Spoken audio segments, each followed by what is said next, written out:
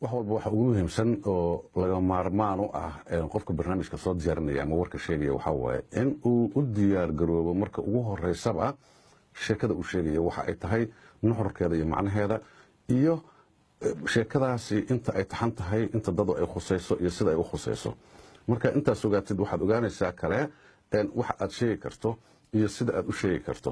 waxa tahay xogogaal sheekadii waad la socotaa waa fahamtay waa gudbin karaysaa markaas qofkii ku dhageysanaya markaa macluumaad fiican ayuu ka helaya taasi waxay kuu sahlaysaa markaas in dhageysiga qofka uusan ka caajisanin waxa u gudbinaysana ay noqdaan wax nuxur leh oo dadka ay ka dhageysan karaan marka tan ugu muhiimsan waxa weeye u diyaar garow waqti sii faham sheekada dadka u sheegaysid weligaana iska ilaali waxaadan fahamsanayn dadka ha u sheegin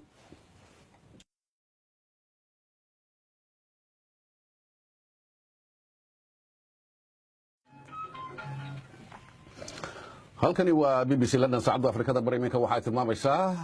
5 galabnimo oo go'a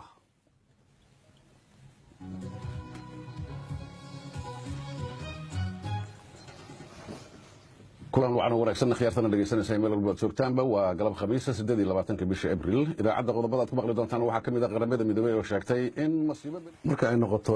luqada aad adeegsanaysid ama afka aad adeegsanaysid oo aad doonaysid dadka ku dhageysanaya inaad wax ugu sheegto waa inay noqotaa mid sahlan oo dadku dhan ay fahmi karaan maxay tahay mid sahlan oo dadku fahmi karaan waxa ku dhageysanaya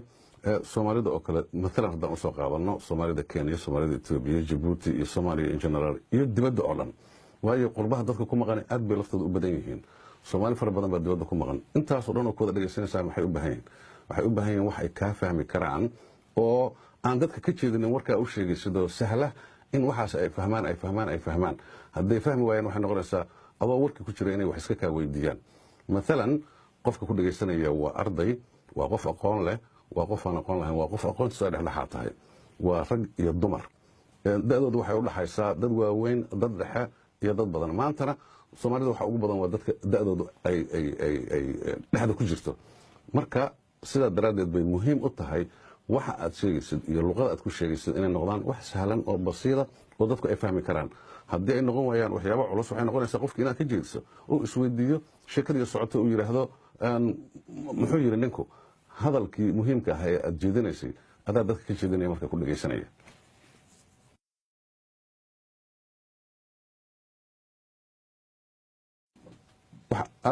annagu nasiib ugu leenahay Soomaali haddaan nahay dadka Soomaaliga ku hadla in luqada iyadu ay tahay Soomaali laakiin waxaa jira siyaabo kala duwan lahjada yar iyo in lagu wada hadlo waxaana muhiima marka aad dadka Soomaalida la hadlayso inaad luqato hadalka aad ku hadlayso iyo weedha aad isticmaalayso iyo sida aad dadka warka ugu gudbinayso inay noqoto mid waafaqsan basiida dadku ay kula fahmaan maalan waxay sameeyeen Soomaalida ama website-yada ama idaacadaha qaarkood ee wadanka gudihiisa ku yaala iyo marka ay wararka qaarkood ka sheekeynayaan tusaale waxay u soo qaadanayaan ay leeyihiin warka nuxurkiisa meeshuu ka ahaan lahaa maalan weerar baa dhacay 5 qof baa la dilay waxaad maqlaysaa kuwa leh weerar baa lagu dilay 5 qof meel hebla nuxurkii iyo waxay kala hormarinayaan warkii 5 qof baa la dilay weerar waxa qaaday kooxda halkaas lagu dilay adoo wixii gaabin kara iyada hadana nuxur iyo miisaan iyo u yeeli karta dadkina ay kula fahmayaan wixina aysan ku adkaanayn hadda dadka laakiin waxay ku adkayso adiguna waa isku adkaynaysaa in laga dhageysto fariinta aad doonayso inaad dadka u gudbiso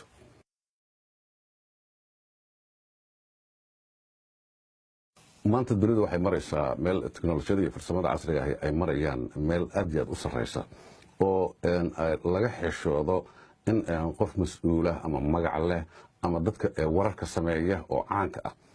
magacyadooda la khaldo ama magaalooyinka waaweyn oo wararku ay ka jiraan oo newska adduunka uu markaas diiradda ku hayo marka annagu mushkilad kuma qabna maalan Soomaali haddaan nahay magacyadana sidaan u akhrino laakiin waxa ugu weyn oo loo baahan yahay qofku inuu ka taxadaro waxa weeye magacyada shisheeyaha magaalooyinka waaweyn warka sameynaya warka ku jira waayo haddaad aadan ka fakarinin Google oo kala jira dad kala jira oo kula shaqeynaya oo la weydiin kara oo cilmiga aad ka kororsan kartaa oo markaas magaaladii magaceedii iyo sida saxayda loogu dhawaaqay aad ka helaysaa laakiin haddaad isaga dhawaaqdo sida ay u qoran tahay waayo magaalooyin waxaa jira sida loo qoro iyo sida loogu dhawaaqo ay aad u kala duwan yihiin magaalada Leicester oo kale maalan dalkan England sida loo qoro marka aad fiiriso sida loogu akhrinayo waa wax aad iyo aad u kala duwan magaalooyin kale sidaas oo kale jira oo tusaale u baahan inaad haddaadan garanayn waxa qof weydii marna ha ku degdegin meel aadan magaceeda oqon haddaad ka shakido Georgie mararka qaarkood waxaa dhacda wariyaasha qaarkood waxaan maqli jiray kuwii aanu dhegeysan jirnay markaynu weerarnimada ka kasbanaynay magaalada dhan bay ka boodi jireen magaceeda oo laga yaabo idaacadda dambe inay ku soo daraan magacii iyagoo saxaya marka google-kaad ka faa'iidaysan kartaa siyaabo kale uga faa'iidaysan kartaa magacyada shisheeyaha iska ilaali waayo qofka idaacad kale laga yaabo intuu dhageysto inuu ku yiraahdo muxuu qofku ku hadlay kii BBC-du magacii waa khaldayba marka adigu BBC-da aad tahay ama idaacadaada ama telefishinkaaga ama hay-adaada warbaahinta uma doonaysid sumcad xumo sidaa daraaddeed qabanqaabadii iyo diyaargarowgii ayay ka mid tahay magacyada inaad mar walba iska saxdo oo aad ciddii ku aqoon dhaanta aa weydiiso ceeb ma aha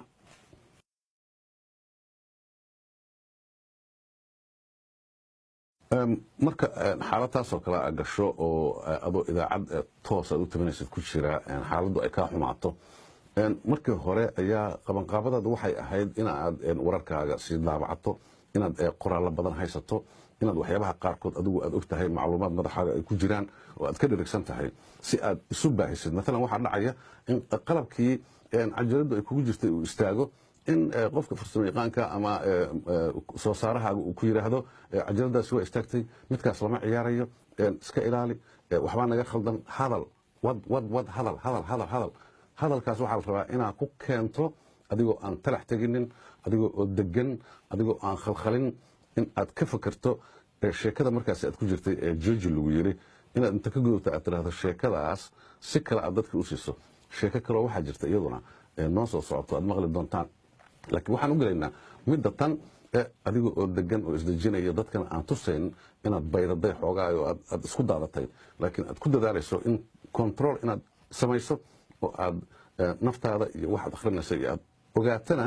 in hawada toos lagaaga dhageysanayo wax walba taasaa ka muhiimsan hawada in toos lagaaga dhageysanayo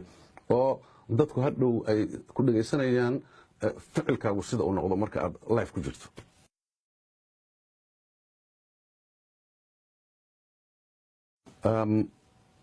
muhiimad weyn oo kale waxaa leh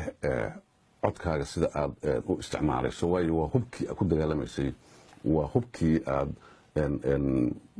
isku difaacaysay waa hubkii aad dadka tusaysay in aad tahay qof waxa uu gudbinayo og mararka qaarkood waxaa dhici karta haddii codkaagu uu daciif yahay haddii codkaagu heerkii laga rabay uusan gaarsiisnayn dhegeystuhu inuu ka caajiso laakiin magaalada muqdisho waxaa lagu dilay maanta 5 qof koox soo weerartay bilayska ayaa ka daba tagay waa la qabtay laakiin haddaad tiraahdo 5 qof baa maanta magaalada muqdisho lagu dilay oo wallaahi si la yeelo lama yaqaan oo bilayskiina hadde weli war kama hayno oo dadku waa ku cajisayaan dadku laakiin waxay u baahan yihiin in awoodi ay ka muuqato codkaaga inaad hubto waxa aad sheegayso in wixii aad iibin karto oo dadka aad u sheegayso codkaagu mar walba waa tuulka ku dagaalamayso oo u baahan in aad dadka ku kasbato laakiin mararka qaarkood haddii ay dhacdo codkaagu inuu noqdo dadka ku dhageysanaya wariyaasha qaarkood magacyo u bixiyaan magacyadaas iska ilaali adiguna ku dadaal saacadda ama nus saacaha idaacaddaas aad ku jirto inaad isa siiso dadweynaha ku dhageysanaya inaad isa siiso taasaa muhiima taasaad ku badbaadi kartaa waxa aad sheegaysana ay fariinta ku gudbin karayaan